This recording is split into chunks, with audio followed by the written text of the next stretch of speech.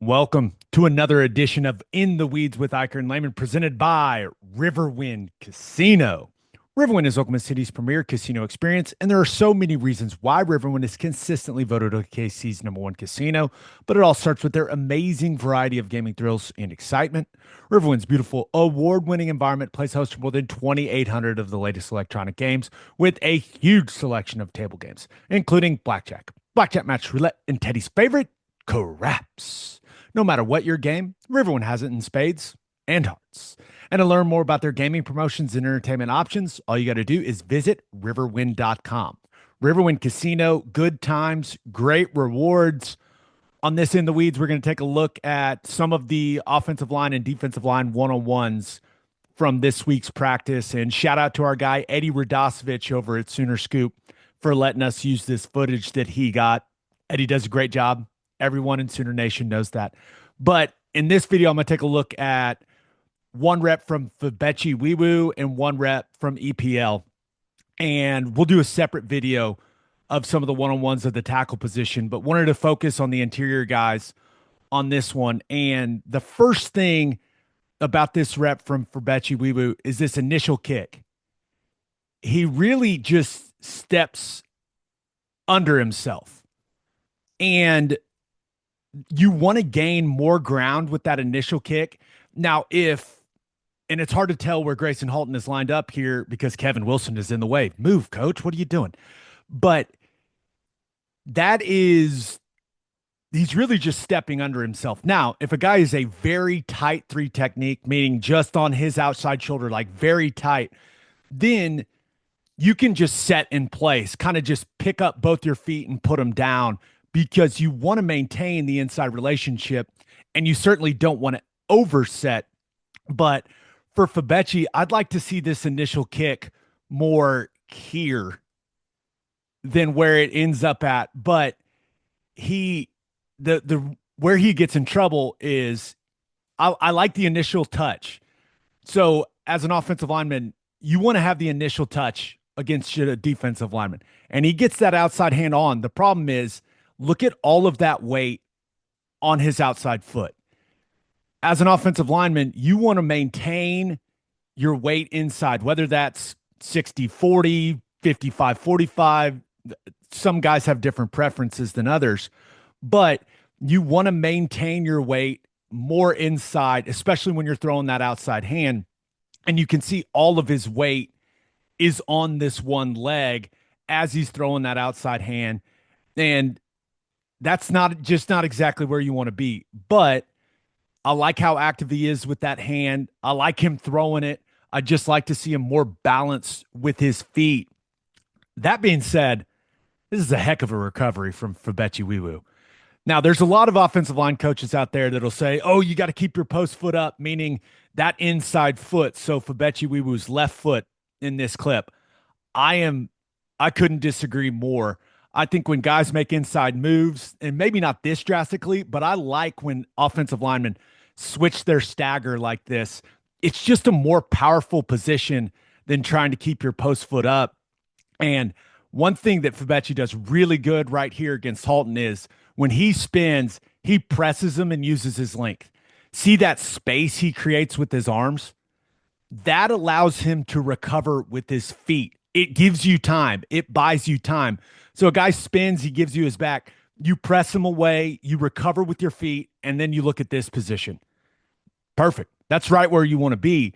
Now, Halton converts the spin to a bull, and Nwaiwu, his hands are outside, so you have to reset your hands inside. He's got them outside on the pads. You got to reset your hands inside, and he never resets his hands. And that's where I think this is a good finish from Febechi. The way that he strains, the way that he finishes the drill, it's excellent. But when he's hopping right here, you got to reset those hands.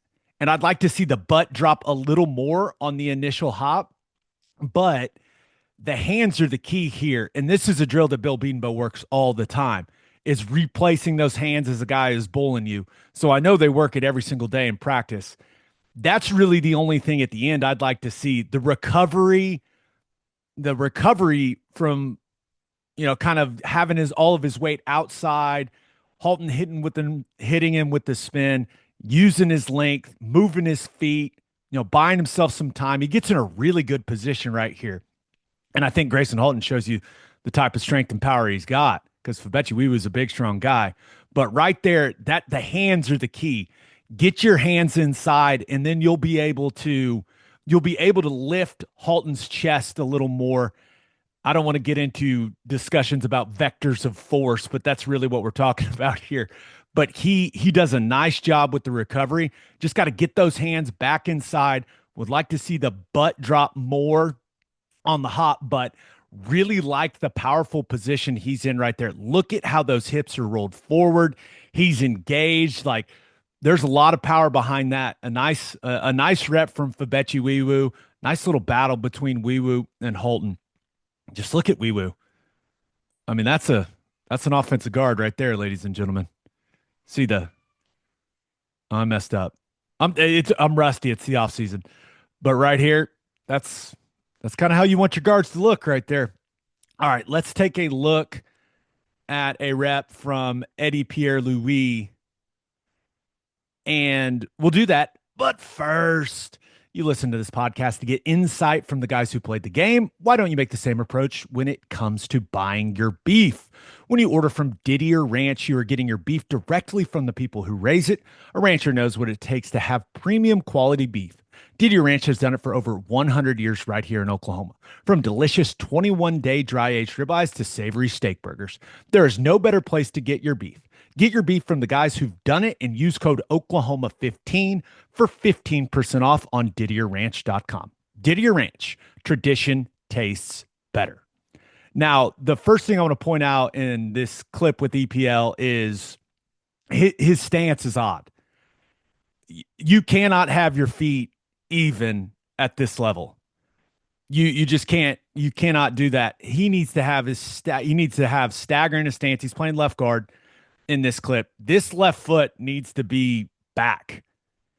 And you're going to set yourself up for failure having an even stance like that. So that's really strange to see because that's certainly not what Bill Bedenbaugh teaches.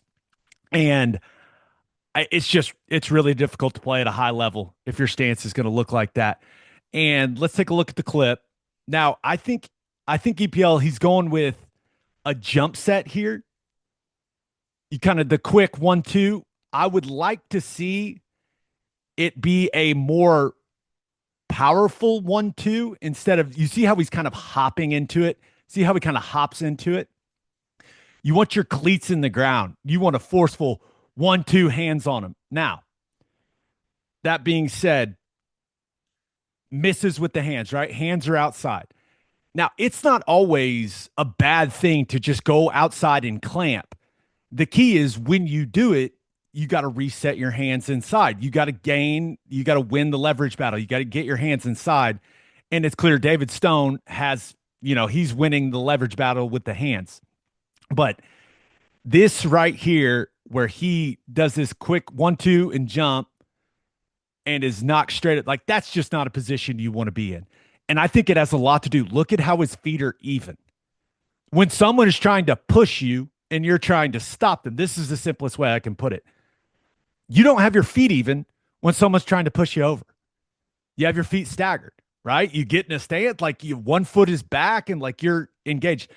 His feet are even. It's going to be very, very difficult to shut down a bull rush. And frankly, David Stone with EPL in this stance, David Stone he could work edges. I know that's what our guy Gerald McCoy was saying on Twitter. Wanted to see Stone work some edges. Like he could work either edge of EPL and then he can bull him just because his feet are even, his pads are high. And this is something I've been saying about Eddie is like, he is an extremely good athlete, but he has to become more technically sound. And he's just not helping himself with his technique right here. Now, he's getting bold.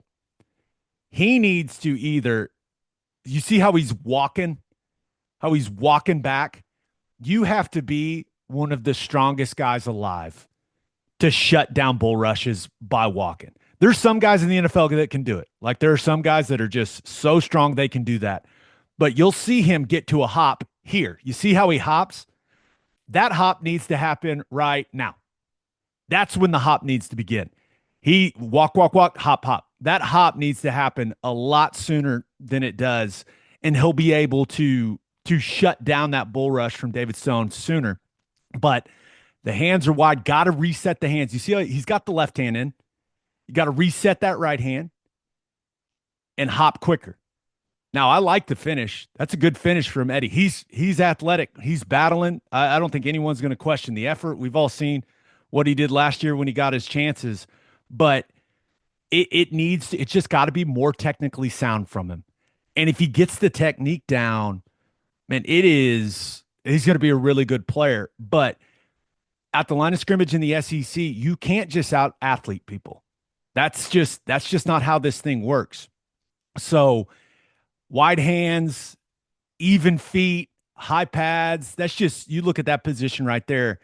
That is not a winning position. You are not setting yourself up for success if you're Eddie Pierre-Louis here. But the thing is, like, the technique is that poor, and still he recovers. I mean, he recovers and ends up finishing the rep nicely, but it can just be it can just be so much better from him. I know he can do it. I know he's going to get there. Just may take some time, but hopefully this was informative. This is what I love to do: break down, frame by frame offensive line play.